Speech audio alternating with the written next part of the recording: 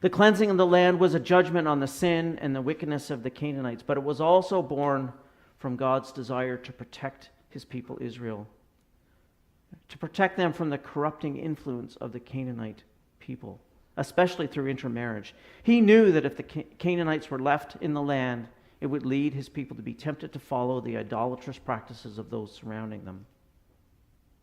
Many people read these commands to purge Canaan of its inhabitants in judgment on the people of Israel. They read it as an indication that God, the God of the Old Testament, is a cruel and vindictive God, nothing like Jesus, the God of love. If you remember back to my sermon series on heresies, this is Marcionism, where there's two gods, the God of the Old Testament and the God of the New Testament. But people fail to appreciate that the same judgment that was brought down on the Canaanites later befell Israel herself, when she, as a result of not achieving the conquest completely through disobedience and lack of faith,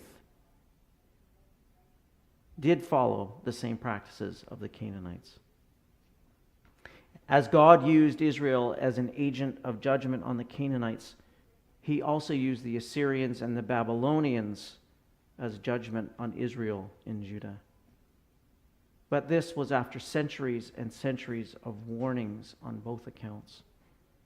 God is a God of love and mercy, slow to anger, but he is also righteous and holy, and this demands judgment.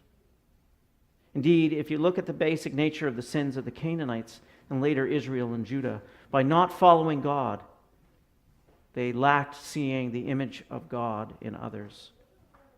They treated them like booty, like commodities, and as sacrificial victims. This is also something in our modern times we should take note of.